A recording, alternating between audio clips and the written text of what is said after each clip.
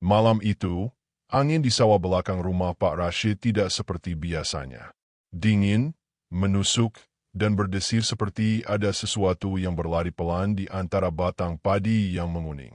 Di langit, bulan separuh tampak menggantung lesu, memantulkan cahaya yang lebih mirip warna abu daripada kuning keemasan. Dari kejauhan, suara katak bersahutan tak menentu, seolah ikut menyimpan rahasia yang tidak ingin dibocorkan. Itulah malam pertama di mana semua kisah ganjil di hidup Pak Rashid bermula. Seorang petani sederhana dari pinggiran kota Pontianak, yang sejak 3 tahun terakhir, panennya selalu gagal tanpa alasan yang bisa dijelaskan. Hama tidak ada, air cukup, pupuk sudah diberikan, tapi setiap kali bulir padi mulai berat dan matang, tiba-tiba saja batang-batangnya menghitam, rebah, lalu membusuk seperti dibakar dari dalam. Entahlah, mungkin nasibku memang sudah ditakdirkan begini, gumam Pak Rashid malam itu, duduk di tepi gubuk kecil di tengah sawah. Wajahnya letih, kulitnya mengeriput, tapi matanya masih menyimpan sisa semangat seorang petani yang tak pernah menyerah. Di tangan kirinya ada segelas kopi hitam yang sudah dingin, dan di tangannya yang lain sebatang rokok kretek yang tak kunjung dinyalakan. Angin malam berputar lembut, membuat dedaunan beringin tua di tepi pematang bergemerisik pelan, seperti seseorang sedang berbisik. Pohon itu sudah lama tumbuh di sana, bahkan sebelum sawah dibuka. Konon, kata orang-orang tua dulu, di bawah akar beringin itu ada sesuatu yang dijaga, entah batu, entah makhluk halus, atau entah apa yang tak bisa dijelaskan manusia. Namun malam itu berbeda. Entah karena lelah, entah karena pasrah, Pak Rashid tiba-tiba merasakan hawa aneh yang menyelinap dari arah pohon beringin itu. Semacam rasa dingin yang bukan berasal dari angin, tapi dari sesuatu yang hidup. Sesuatu yang sedang memperhatikannya. Ia menoleh perlahan. Daun-daun beringin bergoyang lembut meski angin seolah berhenti. Ada sesuatu seperti cahaya kecil berwarna kehijauan yang bergerak di antara akar pohon. Sekilas seperti kunang-kunang, tapi terlalu terang dan terlalu tenang untuk jadi serangga. Ia memicingkan mata, berusaha memastikan, tapi cahaya itu justru mengambang naik dan berhenti di depan matanya. Cahaya itu bergetar pelan, lalu membentuk sesuatu seperti wajah samar. Wajah perempuan dengan rambut panjang yang berayun di udara. Jantung Pak Rashid berdetak lebih cepat. Ia menatap tak berkedip. Tubuhnya seolah terpaku, tak bisa beranjak. Wajah samar itu menatap balik padanya, lalu bersuara lirih, seperti dari balik air yang dalam. Rashid, suara itu lembut, tapi membuat seluruh bulu kuduknya berdiri. Ia ingin menjawab, tapi lidahnya keluh. Hanya napasnya yang tersengal. Sudah 3 musim kau gagal panen, tapi kau masih bertahan. Lanjut suara itu, perlahan berubah lebih jelas, lebih dekat. Kau ingin panenmu berhasil, bukan? Rashid mengangguk kecil tanpa sadar. Suara itu makin mendekat, dan samar-samar, aroma tanah basah bercampur bunga kenanga tercium dari arah beringin. Aku bisa bantu, bisiknya lagi. Tapi nanti, kau juga harus bantu aku. Rashid menelan ludah, antara takut dan harap. Ia tak tahu apakah ini nyata atau hanya bayangan karena terlalu lelah. Tapi cahaya itu begitu nyata, begitu dekat. Lalu tiba-tiba, angin berembus kencang. Daun-daun beringin beterbangan, dan cahaya itu lenyap, hanya menyisakan aroma kenanga yang pekat. Dalam ketenangan yang mencekam itu, seekor burung hantu menjerit panjang dari kejauhan. Pak Rashid tertegun. Ia menatap ke arah pohon itu cukup lama. Dalam hatinya, sesuatu terasa berubah. Bukan hanya rasa takut, tapi juga rasa penasaran. Dan malam itu, untuk pertama kalinya setelah 3 tahun penuh kegagalan, ia berjanji pada dirinya sendiri akan datang lagi besok malam ke tempat itu. Entah untuk mencari jawaban, atau mungkin, tanpa sadar, menjemput sesuatu yang jauh lebih besar dari sekadar hasil panen. Saat ia berjalan pulang, tanah di bawah kakinya terasa sedikit bergetar, seperti berdenyut pelan. Ia berhenti sejenak, menatap sawah yang membentang gelap. Lalu, sekelebat bayangan hitam melintas di antara batang padi yang roboh. Cepat sekali. Tapi sebelum sempat ia berpikir, suara lirih itu kembali terdengar. Kali ini seperti dibisikkan tepat di telinganya. Besok, bawakan air dari sumurmu, dan jangan lupa, jangan menoleh ke belakang. Langkah Pak Rashid terhenti. Ia menatap jalan setapak menuju rumahnya yang kini terasa jauh lebih panjang dari biasanya. Angin malam kembali berembus, membawa aroma kenanga yang makin kuat, menandakan sesuatu baru saja dimulai.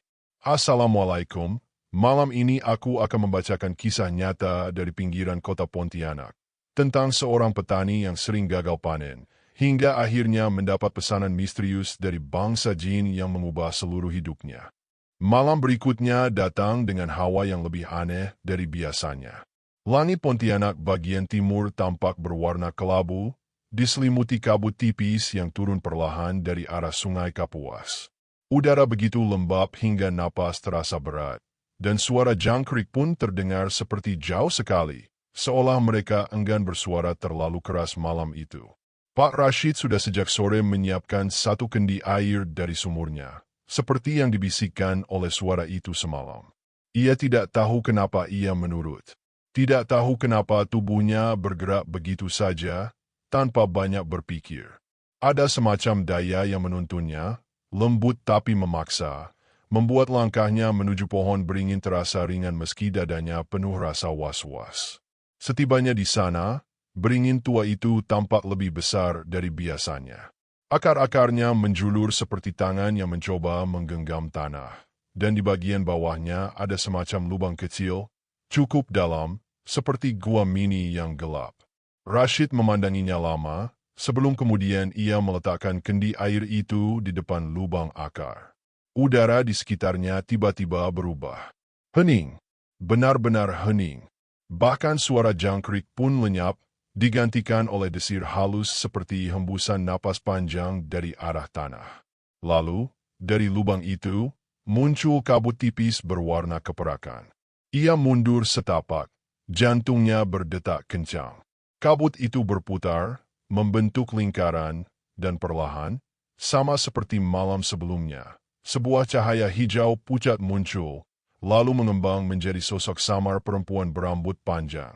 Namun kali ini wajahnya lebih jelas. Cantik, tapi dingin. Senyumnya datar, dan matanya menatap lurus ke arah Rashid tanpa berkedip. Air itu sudah kau bawa? Suaranya terdengar menggema lembut. Rashid mengangguk gugup. Sudah, perempuan itu mengangguk pelan. Baik, letakkan di depan akar. Biar ku terima. Rashid menurut. Begitu kendi diletakkan, angin berhembus pelan dan kabut di sekitarnya berubah menjadi pusaran kecil. Dalam sekejap, kendi itu lenyap ditelan cahaya. Hanya menyisakan tanah yang sedikit basah di tempatnya. Rashid terpana. Ia ingin bertanya, tapi mulutnya seolah terkunci. Mulai besok pagi, ujar sosok itu lagi, tanam bibitmu kembali. Tapi sebelum kau tanam, percikan air sumurmu ke setiap baris tanah.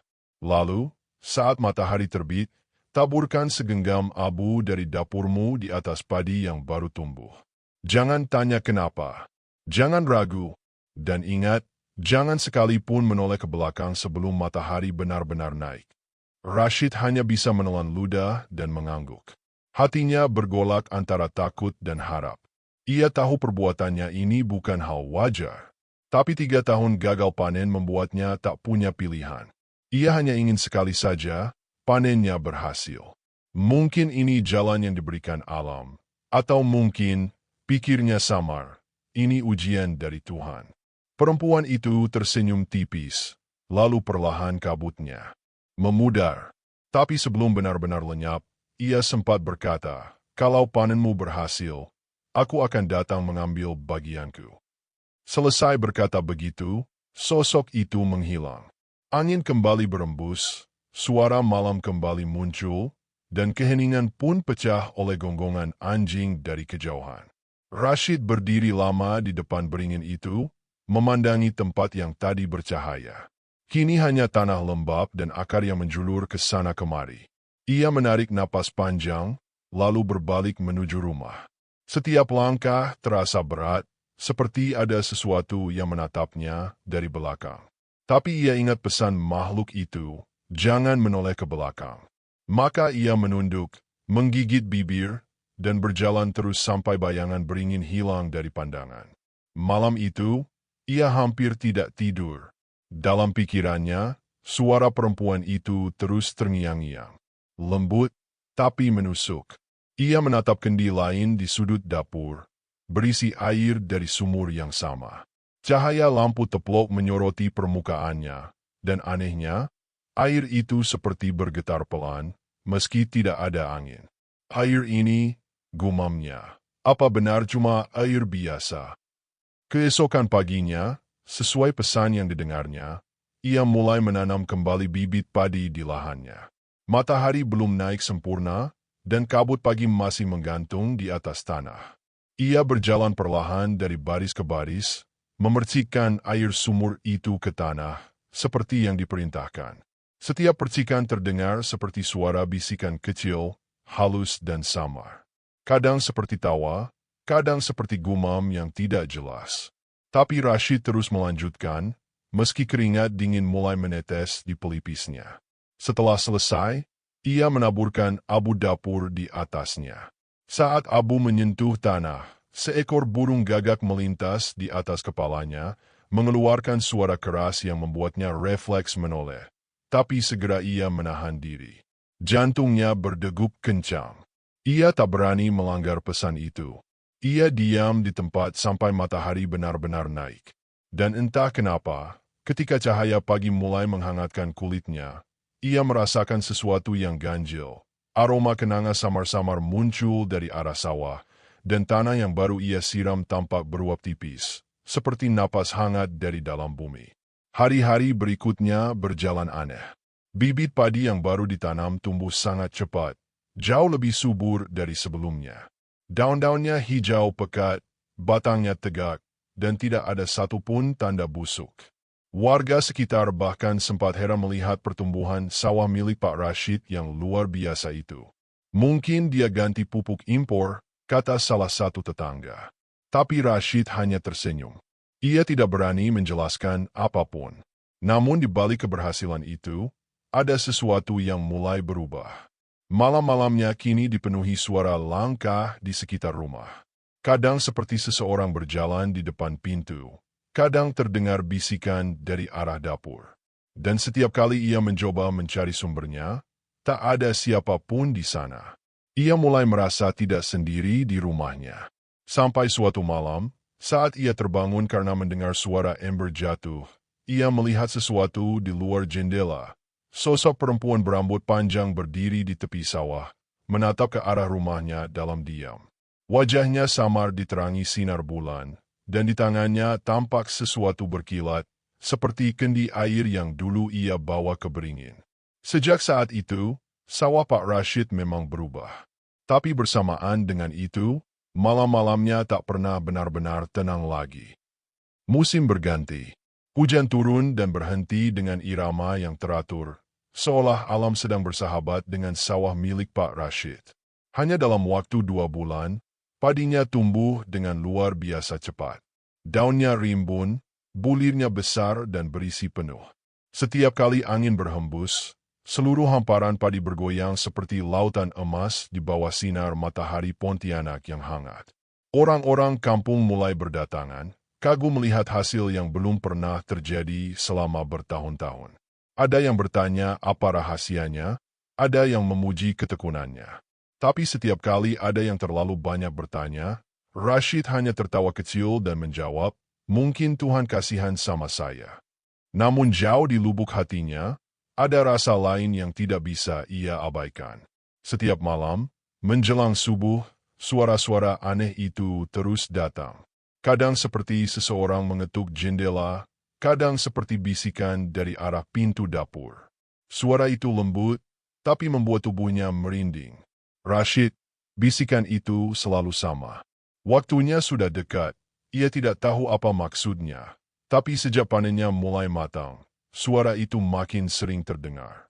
Sampai pada malam ketiga sebelum panen raya dimulai, angin berembus kencang dari arah barat. Bulan purnama tergantung besar di langit, menyoroti sawah yang berkilauan seperti permadani emas. Rashid duduk di beranda, matanya menerawang kehamparan itu dengan perasaan bangga sekaligus cemas. Tiba-tiba, dari arah pohon beringin di ujung pematang, muncul kabut tipis, sama seperti malam-malam pertama dulu. Dari balik kabut itu, muncullah sosok perempuan berambut panjang itu lagi, tapi kali ini tidak sendiri. Di belakangnya ada beberapa sosok lain, kabur, samar, seolah hanya bayangan yang bergerak tanpa bentuk. Suara jangkrik berhenti seketika. Angin pun menahan napas. Panenmu berhasil, Rashid. Suara itu terdengar lembut, tapi kini ada gema aneh di dalamnya. Rashid menelan ludah, berdiri dengan gemetar. Iya, berkat bantuanmu.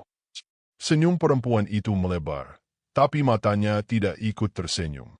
Sekarang, waktunya kau menunaikan janjimu. Rashid terdiam. Janjiku? Kau sudah berjanji akan membantu kami setelah panenmu berhasil. Rashid berusaha mengingat. Ia memang mendengar kalimat itu malam pertama, tapi tidak pernah menjawab. Ia pikir itu cuma ucapan samar. Aku tidak tahu maksudmu. Perempuan itu melangkah maju, anginnya dingin. Jangan pura-pura lupa, Rashid. Tidak ada bantuan yang gratis di dunia ini, apalagi dari kami. Bayangan-bayangan di belakangnya mulai bergerak. Bentuknya kabur tapi terasa menekan. Beberapa terlihat seperti wajah-wajah tanpa mata, yang mengeluarkan suara serupa desahan panjang.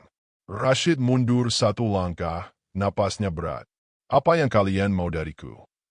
Perempuan itu menatapnya dalam-dalam. Kami hanya minta satu hal kecil. Ketika panen pertama dimulai, jangan berikan hasil pertama itu pada siapapun. Biarkan kami yang mengambilnya. Biarkan malam pertama panen menjadi milik kami. Rashid mencoba menenangkan diri. Cuma itu. Perempuan itu tersenyum lagi, kali ini senyum yang terlalu lama untuk terlihat wajar. Cuma itu. Lalu ia perlahan memudar bersama kabut, menyisakan aroma kenanga dan suara lembut yang masih terdengar samar di telinga Rashid. Kalau kau melanggar, kau tahu akibatnya. Rashid berdiri lama di depan rumah, menatap sawah yang berkilau di bawah bulan. Ia tahu seharusnya ia takut, tapi bagian dalam dirinya justru merasa lega. Permintaan itu terdengar sederhana. Tidak berikan hasil panen pertama ke siapapun. Itu bisa ia lakukan. Ia berpikir begitu, sampai akhirnya hari panen tiba. Pagi itu, kampung dipenuhi suara tawa dan nyanyian. Warga ramai membantu satu sama lain. Di sawah Rashid, orang-orang berdatangan menawarkan diri membantu memanen. Wah, hasilmu paling bagus tahun ini, Rashid, seru Pak Rahim, tetangganya. Kau harus bersyukur. Mari, biar kami bantu. Rashid hanya bisa tersenyum canggung. Ia ingin menolak, tapi terlalu banyak yang datang. Ia tidak ingin mereka curiga. Maka panen pun dimulai seperti biasa, dengan ramai, riuh, dan penuh kegembiraan. Namun di dalam hati, ia tahu malam nanti ia harus menepati perjanjian. Ia menyisihkan satu karung hasil pertama, menyimpannya di gubuk kecil dekat pohon beringin. Saat matahari mulai tenggelam, ia memandang karung itu lama. Ini untuk mereka, gumamnya lirih. Biar semuanya selesai. Malam turun perlahan, dan udara kembali lembab. Dari arah barat, kabut tipis mulai muncul, merayap di antara batang padi yang tersisa. Burung hantu kembali menjerit dari kejauhan, dan di langit, bulan tampak seolah lebih dekat dari biasanya. Rashid membawa karung itu ke bawah pohon beringin. Langkahnya berat, tapi setiap kali ia ingin berhenti, ada suara lembut di telinganya yang membisikkan, "Teruslah berjalan, Rashid, kami menunggu." Begitu sampai di bawah pohon, ia meletakkan karung itu di tanah, lalu mundur satu langkah. Sudah, aku sudah tepati janjiku. Tak ada jawaban. Hanya suara angin. Tapi tiba-tiba tanah di depan karung itu berguncang pelan, lalu karung itu terseret masuk ke dalam tanah, seolah ditelan bumi. Rashid menatap dengan mata terbelalak. Dan dari lubang itu, muncul cahaya hijau berkilau, lalu berubah menjadi bentuk samar wajah perempuan itu lagi. Kau menepati janji, ucapnya pelan. Tapi kami belum selesai, Rashid. Rashid terdiam. Apa maksudmu belum selesai? Masih ada pesanan berikutnya. Rashid menatap bingung. Pesanan? Pesanan apa lagi? Senyum perempuan itu makin tipis. Kami butuh satu hal, bukan dari ladangmu, tapi dari rumahmu. Pak Rashid mengira segalanya akan berakhir setelah panennya berhasil. Tapi ternyata, yang datang berikutnya bukanlah berkah, melainkan permintaan dari bangsa jin, sesuatu yang bahkan ia tak sanggup ucapkan. Malam itu langit di Pontianak tampak pekat tanpa bintang. Awan hitam menggantung rendah, menutupi cahaya bulan yang sejak beberapa malam terakhir selalu tampak lebih terang dari biasanya. Di rumah kayu sederhana milik Pak Rashid, lampu minyak berayun pelan karena angin yang masuk lewat celah dinding. Istrinya, Bu Salma, sudah lama tertidur di kamar bersama anak mereka yang masih berusia 7 tahun, Nisa. Tapi Rashid belum bisa memejamkan mata. Suara bisikan dari arah sawah terus berputar di kepalanya. Kata-kata terakhir perempuan itu siang tadi, kami butuh satu hal, bukan dari ladangmu, tapi dari rumahmu. Terus menggema, membuat dadanya terasa sesak. Ia duduk di beranda dengan tangan menggenggam gelas kopi yang sudah dingin. Angin membawa aroma kenanga samar-samar, sama seperti sebelumnya. Ia tahu makhluk itu sedang dekat. Hatinya berdebar kencang. Ia mencoba berdoa, tapi lidahnya keluh. Lalu, dari arah belakang rumah, terdengar suara sesuatu jatuh, pelan tapi jelas. Ia menoleh. Pintu dapur berderit sedikit, terbuka sendiri, meski ia yakin sudah menguncinya. Rashid berdiri perlahan, berjalan ke arah suara itu dengan langkah hati-hati. Suasana di dalam rumah begitu dingin, seperti berada di dalam gua. Begitu ia tiba di dapur, lampu teplok di sudut meja tiba-tiba bergetar, lalu padam. Gelap total.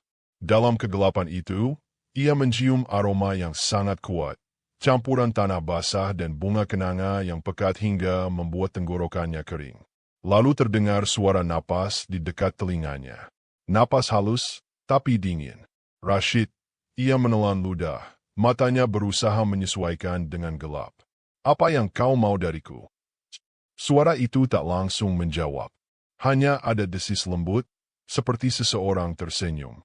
Lalu samar-samar, dari arah jendela, cahaya kehijauan mulai muncul. Sosok perempuan itu berdiri di sana, separuh tubuhnya masih dalam kabut. Rambutnya basah, matanya memancarkan cahaya aneh yang membuat dada Rashid kaku menahan napas. Aku sudah menepati janjiku, katanya terbata. Benar, jawab perempuan itu lembut. Tapi setiap janji punya kelanjutan. Kami ingin sesuatu dari rumahmu. Apa maksudmu? Aku tak punya apa-apa lagi. Perempuan itu melangkah perlahan, meski kakinya tidak menyentuh tanah.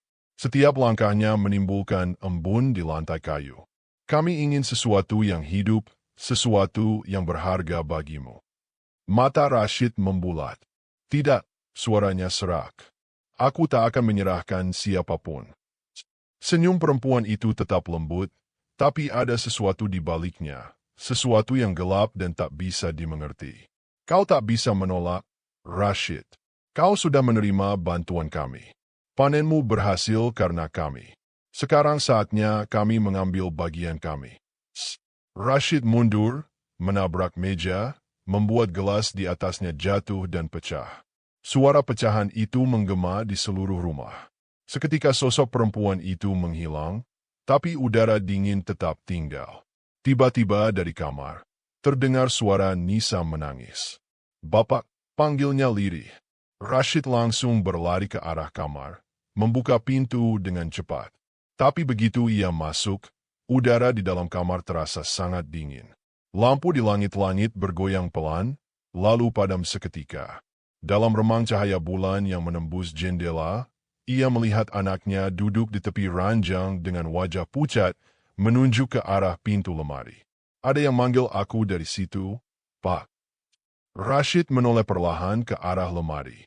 Pintu kayunya sedikit terbuka. Dari celah itu, keluar kabut tipis berwarna hijau muda. Aroma kenanga langsung menyergap lagi. Ia menggenggam tangan Nisa erat-erat. "Jangan lihat, nak," katanya lirih, tapi matanya tak bisa lepas dari celah lemari itu. Dari balik kegelapan, muncul suara perempuan tadi, lembut tapi menggema. "Dia cantik, dia murni, dia pilihan kami." "Tidak!" Rashid membentak keras, lalu tanpa berpikir, ia menutup pintu lemari dan mendorongnya hingga menabrak dinding. Lalu ia berlari keluar kamar sambil menggendong anaknya, meninggalkan rumah tanpa sempat membangunkan istrinya yang entah kenapa tampak tertidur sangat pulas, seperti tidak mendengar apa-apa. Begitu sampai di halaman, udara luar terasa jauh lebih hangat, tapi di belakangnya terdengar suara lembut, samar-samar. "Kau tidak bisa melarikan diri, Rashid. Kami sudah menanam benih di rumahmu." Ia menoleh sekilas, dan di jendela kamarnya, tampak sosok perempuan itu berdiri diam, dengan rambut menutupi sebagian wajahnya. Di tangan kirinya ada sesuatu yang berkilau, serpihan kaca dari gelas yang pecah di dapur tadi. Sejak malam itu, rumah Pak Rashid tak pernah benar-benar tenang lagi. Nisa sering terbangun di tengah malam dan menangis tanpa sebab, berkata bahwa ada yang memanggil namanya dari luar jendela. Kadang, Bu Salma melihat bayangan perempuan berjalan di halaman, tapi saat diperiksa, tak ada siapapun di sana. Suatu malam, ia bahkan mendengar suara orang menumbuk padi di belakang rumah, padahal semua hasil panen sudah dikirim ke pasar. Hari berganti minggu. Hasil panen Pak Rashid makin laris. Pedagang datang dari berbagai daerah membeli padinya karena kualitasnya luar biasa. Tapi setiap kali ia menerima uang, hatinya terasa berat. Setiap malam, suara-suara itu kembali, seolah menagih sesuatu yang belum ia serahkan. Sampai akhirnya, pada malam Jumat, suara perempuan itu datang lagi. Kali ini bukan dalam mimpi, tapi nyata di beranda rumahnya. Rashid yang sedang duduk termenung mendengar langkah pelan mendekat. Angin berhenti, lampu teplok padam sendiri. Dari kegelapan, sosok itu muncul lagi, lebih jelas dari sebelumnya. Ia tampak seperti manusia, tapi kulitnya terlalu pucat dan matanya terlalu hitam. "Rashid," katanya dengan suara yang nyaris seperti bisikan, "kau belum memenuhi pesanan kami. Aku tak akan menyerahkan siapapun. Kalau begitu, kau sendiri yang akan kami ambil." Seketika angin berhembus keras, pintu rumah berderit, dan seluruh ruangan berguncang seolah ada sesuatu yang bergerak di bawah tanah. Rashid berlari ke kamar, memeluk anak dan istrinya, membaca doa seadanya. Tapi dari arah dapur terdengar suara piring-piring jatuh, suara langkah banyak orang, dan bisikan yang sama menggema di seluruh rumah. "Kami butuh sesuatu dari rumahmu." Pagi setelah malam penuh kegaduhan itu, wajah Pak Rashid tampak pucat dan lelah. Matanya sembab, karena semalaman ia tak tidur sedikit pun. Istrinya, Bu Salma, hanya duduk di sudut dapur, memeluk Nisa yang masih ketakutan. Di meja makan, gelas-gelas pecah berserakan, piring retak, dan di lantai kayu yang lembab terlihat jejak langkah kaki kecil, tapi bukan manusia. Bentuknya aneh, panjang, dengan bekas seperti kuku di ujungnya. Rashid menatapnya lama, tubuhnya gemetar. "Ini bukan kaki manusia," bisiknya pelan. Sepagi itu juga, ia memutuskan pergi ke rumah Pak Udin, tetangga yang dikenal sering membantu orang mencari jalan keluar saat diganggu makhluk halus. Tapi bahkan sebelum Rashid sempat bicara banyak, Pak Udin sudah mengerutkan kening. "Kau lewat jalan sawah semalam?" "Ya," tanyanya. "Iya, dan kau pernah bawa air sumur ke pohon beringin itu?" Rashid menatapnya heran. "Dari mana kau tahu?" Pak Udin menarik napas panjang. Pohon itu sudah lama tak boleh didekati. Ada penunggunya, Rashid. Orang dulu bilang, siapapun yang berani memberi sesuatu di sana, apalagi air, maka hidupnya akan diikat oleh yang ada di bawah akar. Rashid diam. Tangannya bergetar. Tapi aku cuma mau panenku berhasil. Aku gak minta apa-apa selain itu. Setan tidak peduli niatmu, jawab Pak Udin lirih. Kalau kau sudah berurusan dengan bangsa mereka, mereka akan menagih bagian mereka. Dan kadang, yang mereka mau bukan uang atau hasil bumi. Mereka mau sesuatu yang bernyawa. Hati Rashid semakin ciut. Ia memohon agar Pak Udin mau membantu. Maka siang itu juga, Pak Udin memanggil seorang ustaz tua dari kampung seberang bernama Ustaz Karim. Lelaki itu datang dengan pakaian putih lusuh dan sorban kecil di lehernya. Tatapannya tenang, tapi tajam. Begitu memasuki rumah Rashid, langkahnya langsung berhenti di depan pintu dapur. Ada sesuatu yang menempel di sini, katanya pelan. Kau bawa air dari sumurmu, ya? Iya, Ustaz. Sudah, jangan sebut. Nama mereka jangan diucapkan di dalam rumah. Ustaz Karim mengambil sebotol air zam-zam dari tasnya, lalu menuangkannya di sudut dapur. Seketika terdengar desisan halus, seperti minyak panas yang dituangi air. Dari celah lantai kayu, muncul asap tipis yang berbau aneh. Bukan asap biasa, melainkan aroma kenanga yang sangat kuat, bercampur dengan bau daging terbakar. Nisa menjerit, Bu Salmah langsung menutup telinganya. Rashid hanya bisa berdiri mematung. Dia sudah masuk, kata Ustaz Karim dengan nada berat. Bukan cuma di rumahmu, tapi di tubuhmu juga. Rashid membeku. Maksudnya, kau diberi anugerah yang tidak kau tahu asalnya. Air yang kau bawa itu sudah diberi isi. Itu bukan air biasa, tapi air penyeru. Ia memanggil bangsa mereka, memberi mereka jalan untuk tinggal bersama manusia. Rashid terduduk lemas. Apa yang harus saya lakukan, Ustaz? Saya cuma mau panen saya berhasil. Sekarang malah begini, Ustaz Karim menatapnya dalam-dalam. Kau harus kembalikan apa yang mereka anggap milik mereka. Rashid langsung menatap Nisa dan Bu Salmah dengan panik. Jangan, Ustaz, tolong, jangan anak saya. Ustaz Karim menggeleng pelan. Aku tidak bicara tentang menyerahkan nyawa, tapi ada sesuatu yang mereka tanam di ladangmu. Itu pintunya. Selama belum ditutup, mereka akan terus datang. Sore itu, mereka bertiga menuju sawah. Hujan gerimis mulai turun, membuat tanah licin dan berat. Di kejauhan, pohon beringin yang selama ini menjadi awal semua masalah berdiri seperti bayangan besar yang menyimpan mata. Ustaz Karim berjalan lebih dulu sambil membaca doa pelan, tangannya menggenggam tasbih dari kayu cendana. Begitu sampai di tengah sawah, mereka melihat tanah di salah satu sudut petakan tampak berbeda. Warnanya lebih gelap, dan di atasnya tumbuh satu rumpun padi yang jauh lebih tinggi dari lainnya. Itu dia, kata Ustaz Karim. Tempat mereka keluar masuk. Rashid menelan ludah. Harus diapakan? Gali, jawabnya singkat. Dengan tangan gemetar, Rashid mulai menggali menggunakan cangkul. Tanahnya lembek, tapi semakin dalam, semakin sulit dicangkul. Dari lubang itu, aroma busuk bercampur kenanga makin kuat. Hingga akhirnya, mata cangkulnya mengenai sesuatu yang keras. Ia berjongkok, mengais dengan tangan, dan perlahan-lahan sesuatu muncul dari balik tanah. Kendi kecil berwarna hitam, permukaannya licin dan dingin seperti batu. Di bagian mulut kendi, ada kain putih yang diikat rapat, tapi kain itu sudah berubah warna seperti darah kering. Jangan sentuh, seru Ustaz Karim cepat. Ia mengeluarkan botol air zam-zam dan menuangkannya ke kendi itu. Begitu air menyentuh permukaannya, terdengar suara melengking pelan, seperti jeritan dari dalam tanah. Tanah di sekeliling mereka bergetar. Rashid mundur ketakutan, sementara Ustaz Karim terus membaca ayat-ayat suci dengan suara yang makin lantang. Kabut mulai turun dari arah pohon beringin, membentuk pusaran kecil yang mengarah ke lubang itu.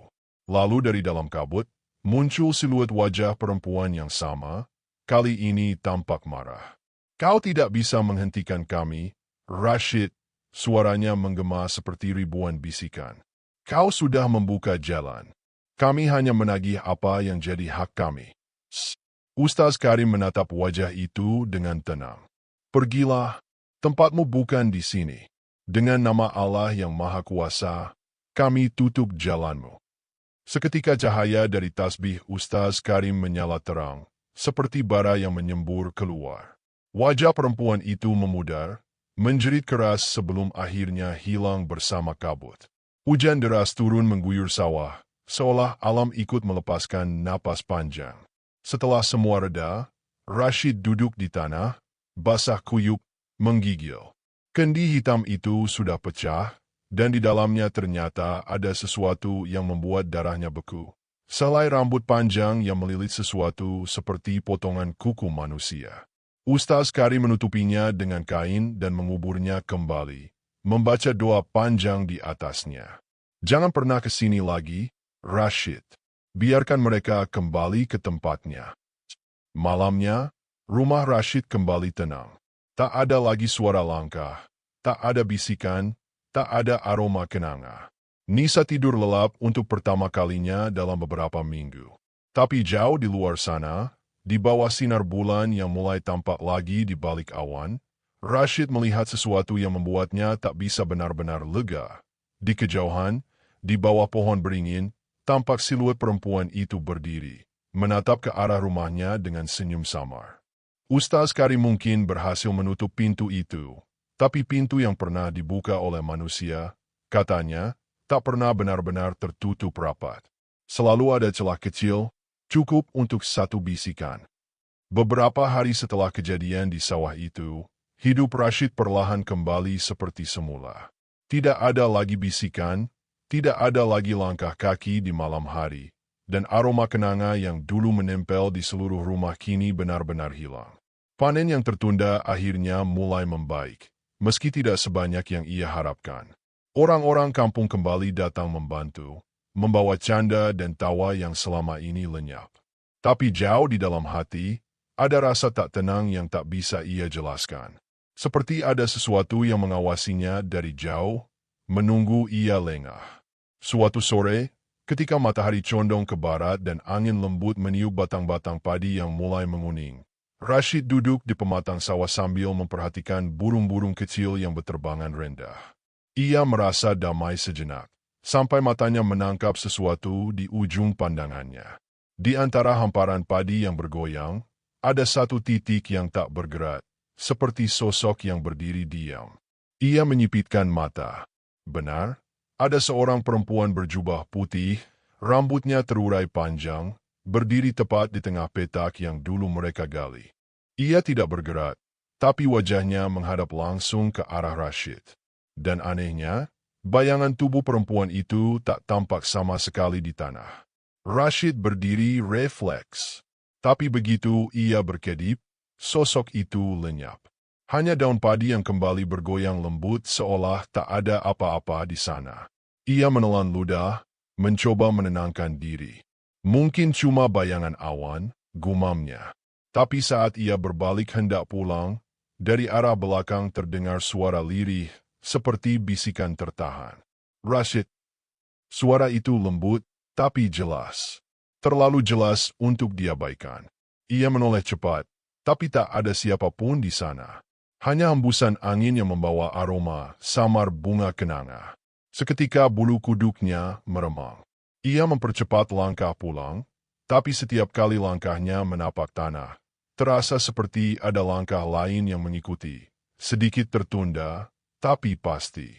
Malamnya, Rashid tak bisa tidur. Di luar, jangkrik bersuara tak beraturan, seperti ada yang memusik irama malam. Ia duduk di ruang tengah, menatap jendela yang tertutup tirai. Entah kenapa, ia merasa kalau tirai itu bergerak sedikit, padahal tak ada angin. Dalam keheningan itu, tiba-tiba terdengar suara ketukan pelan di jendela.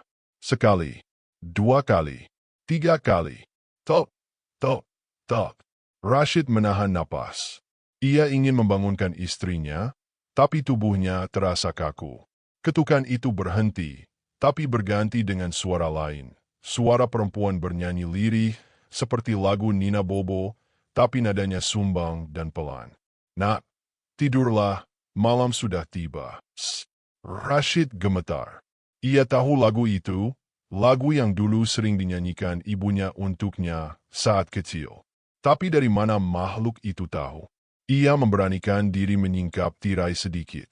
Dan di balik kaca jendela yang buram, ia melihat wajah pucat perempuan itu menatap langsung padanya. Matanya hitam seluruhnya, bibirnya tersenyum, tapi di pipinya menetes darah hitam pekat yang perlahan menetes ke kaca. Rashid tersentak mundur, jatuh ke lantai. Saat ia berteriak, tiba-tiba lampu padam. Kegelapan total menyelimuti rumah. Dari arah kamar Nisa terdengar suara tangisan kecil.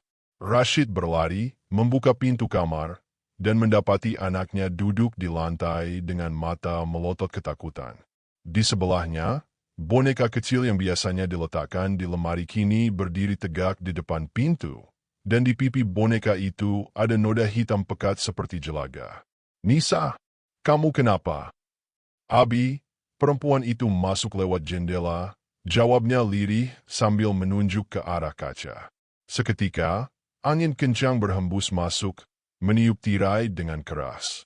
Dari arah ruang tengah terdengar suara barang jatuh. Rashid berlari keluar, dan di sana ia melihat sesuatu yang membuat darahnya berhenti mengalir. Di dinding, tepat di atas meja makan, ada tulisan yang dibuat dari lumpur basah. Janji harus ditepati. Esok paginya, Rashid pergi lagi ke rumah Ustaz Karim dengan wajah panik. Ia menceritakan semua yang terjadi, dari sosok perempuan di sawah sampai tulisan di dinding. Ustaz Karim menatapnya lama, lalu berkata dengan nada berat, "Aku sudah menduga. Pintu itu belum tertutup sempurna. Karena sesuatu yang mereka tanam di sawahmu bukan sekadar benda, tapi ikatan. Kau pernah menjanjikan sesuatu, Rashid. Kau mungkin tak sadar, tapi dalam batinmu, saat kau berkata, asal panen berhasil, itu sudah menjadi ikrar. Mereka menagihnya sekarang." Rashid memegangi kepalanya. "Jadi apa yang harus saya lakukan?" "Kau harus memutus ikatan itu. Tapi kali ini, tidak cukup dengan doa atau air suci. Kau harus kembali ke tempat pertama kali kau memanggil mereka. Di sana, kau harus menolak dengan lidahmu sendiri, di bawah cahaya bulan, sebelum purnama berganti. Sendirian. Ya, karena ini urusan antara kau dan mereka." Malam berikutnya, dengan hati berdebar dan tubuh gemetar, Rashid berjalan sendirian ke arah pohon beringin. Bulan purnama menggantung di langit, cahayanya putih pucat, menerangi jalan setapak di antara batang-batang padi yang bergoyang pelan. Saat ia mendekat, udara tiba-tiba berubah dingin. Embun terasa menebal, dan suara jangkrik berhenti seketika. Di bawah pohon itu, tanah tampak basah meski hujan belum turun. Rashid berhenti beberapa meter dari akar yang menjuntai, lalu menatap ke arah batang besar itu. "Kalau memang kalian dengar," katanya dengan suara gemetar, "aku datang untuk menolak. Aku tidak ingin apapun dari kalian. Aku tidak ingin panen, tidak ingin harta, tidak ingin kuasa. Aku hanya ingin keluarga dan hidupku kembali tenang." Angin berembus kencang, daun-daun berputar, dan dari balik bayangan pohon terdengar tawa lirih, nyaring tapi menakutkan. "Sudah terlambat, Rashid. Kau sudah menjadi bagian dari tanah ini." Tanah di bawah kakinya tiba-tiba retak. Dari celah-celahnya keluar asap hitam pekat, diikuti tangan-tangan kecil yang seolah mencoba menariknya masuk. Rashid berteriak, mundur sambil berpegangan pada akar pohon. Tapi akar itu tiba-tiba berdenyut, seperti hidup. Dari balik batang pohon, sosok perempuan berjubah putih itu muncul lagi, tapi kini wajahnya bukan hanya hitam, melainkan penuh retakan seperti tanah kering. Ia berjalan pelan mendekati Rashid. "Kau sudah memetik hasil dari janji itu, Rashid, sekarang waktunya membayar." Rashid berteriak memanggil nama Tuhan, tapi suaranya tenggelam dalam desir angin yang berubah jadi lolongan. Tanah bergetar hebat, dan langit seolah retak oleh cahaya petir yang membelah malam. Di tengah hiruk-pikuk itu, Rashid melihat sosok perempuan itu mengulurkan tangan, dan dari ujung jarinya, muncul tali hitam panjang yang melilit tubuhnya erat. Semuanya gelap. Malam itu tak ada yang tahu apa yang benar-benar terjadi pada Rashid.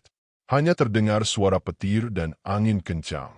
Tapi sejak saat itu, sawah tempatnya berdiri tak pernah lagi ditanami. Orang-orang kampung bilang, kalau kau lewat sana di malam purnama, kadang kau akan dengar suara seseorang memohon ampun dari bawah tanah yang basah. Pagi setelah malam purnama itu, kabut tebal turun menutupi seluruh kampung. Udara terasa berat, seolah mengandung rahasia yang tak ingin diucapkan. Orang-orang mulai mencari Rashid karena tak melihatnya kembali sejak malam sebelumnya. Istrinya, Bu Salma, menangis histeris di teras rumah, sementara beberapa warga berinisiatif menyusuri jalan setapak menuju sawah. Mereka membawa obor dan cangkul, takut-takut melangkah, sebab setiap hembusan angin terasa membawa bisikan halus, memanggil nama mereka satu persatu. Begitu tiba di dekat pohon beringin, mereka menemukan tanah di sekitarnya rusak parah, seperti baru digali dan ditimbun kembali. Ada bekas lumpur yang mengering di mana-mana, dan di tengahnya, terdapat cap kaki manusia, tapi hanya satu. Tidak ada jejak keluar. Hanya satu set jejak menuju batang pohon besar itu, dan berhenti di sana. Warga mulai saling berpandangan dengan wajah pucat. Tak satu pun berani mendekat terlalu jauh. Mereka hanya berdiri diam, memandangi akar-akar besar yang kini tampak lebih mencengkeram tanah, seperti tangan raksasa yang sedang menggenggam sesuatu. Ketika siang datang, barulah Ustaz Karim tiba. Ia langsung memeriksa sekitar, membaca doa, dan meletakkan segenggam garam di 4 penjuru pohon. Lalu dengan suara pelan, ia berkata, "Dia sudah diambil." "Diambil siapa, Ustaz?" tanya salah satu warga. "Bukan siapa, tapi apa. Janji yang dia buat sudah ditagih." Tapi tidak semuanya berakhir di sini. Masih ada yang belum mereka dapatkan. Mendengar kata-kata itu, Bu Salmah jatuh pingsan. Sejak hari itu, rumah Rashid dikosongkan. Warga enggan melewati jalan di depan rumah itu setelah matahari terbenam. Namun kisah aneh tak berhenti di situ. Beberapa minggu setelah kepergian Rashid, warga mulai melihat hal-hal yang tak masuk akal. Ada yang bilang, setiap malam Jumat, dari dalam rumah kosong itu terdengar suara langkah kaki, seperti orang berjalan bolak-balik. Kadang terdengar suara Nisa bercanda dengan seseorang, padahal anak itu sudah dibawa Bu Salma ke rumah keluarganya di kota. Yang paling menyeramkan terjadi 2 bulan kemudian, saat musim panen baru dimulai. Seorang petani bernama Maman melapor pada kepala dusun bahwa ia menemukan sekarung padi di sawah bekas lahan Rashid. Padahal tak ada yang menanam di sana.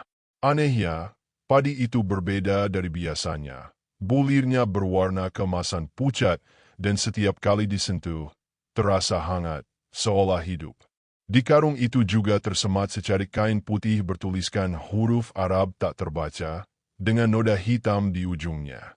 Kepala dusun segera memanggil Ustaz Karim lagi. Saat melihat karung itu, wajah Ustaz Karim langsung berubah. Ia memerintahkan agar tak seorang pun menyentuh isinya. Namun Maman bersikeras. Kalau ini rezeki, kenapa harus ditolak? Padi begini bisa laku mahal di kota. Ia tetap membawa pulang sebagian ke rumah. Malam itu, istri Maman mendengar suaminya berbicara sendiri di kamar. Suaranya lirih seperti sedang berunding. Ketika ia mengintip, ia melihat Maman duduk di lantai. Di hadapannya karung padi itu terbuka, dan dari dalamnya keluar aroma kenanga yang pekat. Keesokan paginya, Maman tak bangun lagi. Wajahnya tenang, tapi matanya terbuka lebar. Di tangan kanannya masih tergenggam sebutir padi yang menghitam. Setelah itu, warga benar-benar menutup area sawah itu dengan pagar bambu. Mereka menancapkan sesajen di 4 penjuru, bukan untuk menyembah, tapi untuk menandai agar siapapun tak lagi mendekat. Tahun berganti. Rumah Rashid dibiarkan kosong, tapi anehnya, catnya tak pernah benar-benar pudar. Seperti ada tangan yang menjaganya. Kadang, saat malam sunyi, orang yang lewat mengaku melihat lampu rumah itu menyala, padahal tak ada listrik di sana. Ada pula yang bersumpah mendengar suara anak kecil tertawa, diikuti bisikan perempuan memanggil, "Sini, nak, bantu bapak di sawah." Bu Salma dan Nisa tak pernah kembali ke kampung itu. Mereka tinggal di kota Pontianak, hidup sederhana. Tapi setiap kali musim panen tiba, Nisa sering bermimpi aneh. Dalam mimpinya, ia melihat ayahnya berdiri di tengah hamparan padi yang berkilau seperti emas. Ayahnya tersenyum, lalu berkata pelan, "Panen kali ini berhasil, nak. Tapi jangan lupa bayar pesanan mereka." Ketika Nisa terbangun, di telapak tangannya selalu ada sebutir padi kering, dengan aroma samar bunga kenanga. Suatu sore bertahun-tahun kemudian, seorang wartawan lokal datang ke kampung itu untuk menulis kisah lama yang sempat viral di media. Ia ingin menelusuri kebenaran tentang pesanan bangsa Jin yang konon menyebabkan hilangnya seorang petani. Warga awalnya menolak bicara, tapi setelah dijanjikan anonim, seorang lelaki tua bersedia bercerita. "Masih banyak yang gak tahu, nak," katanya sambil menatap jauh ke arah sawah. Bangsa Jin itu bukan cuma marah karena janji dilanggar. Mereka marah karena manusia minta sesuatu tanpa tahu harga yang harus dibayar. Rashid itu cuma salah satu. Dulu sebelum dia, sudah ada 3 orang lain. Bedanya, mereka nggak sempat panen. Wartawan itu terdiam, mencatat semua dalam buku kecilnya. Tapi sebelum pulang, lelaki tua itu berpesan, "Kalau kau benar mau nulis cerita ini, jangan sebut nama kampung kami. Dan satu lagi, kalau kau dapat kiriman padi dari orang tak dikenal, jangan diterima." Siapa tahu itu pesanan yang belum sempat diambil. Wartawan itu tersenyum gugup, lalu pamit. Namun saat sampai di mobilnya, ia mendapati sesuatu di jok belakang. Sekarung kecil berisi padi kemasan pucat dengan aroma kenanga yang lembut. Di atasnya, ada secari kertas bertuliskan huruf tegak miring. "Terima kasih sudah menulis kisah kami. Panen berikutnya giliranmu." Bangsa Jin tak pernah menagih pada waktu yang sama. Mereka menunggu saat manusia kembali memohon sesuatu pada langit. Ketika panen gagal, ketika doa tak terkabul, ketika mulut mengucap, "asal berhasil." Karena bagi mereka, satu janji manusia sudah cukup untuk membuka 7 pintu yang tak akan tertutup selamanya. Aku Dinda dari Pontianak. Jangan lupa tinggalkan komentar. Kira-kira kalau kamu ada di posisi Rashid, apa kamu berani menolak pesanan dari bangsa yang tak terlihat?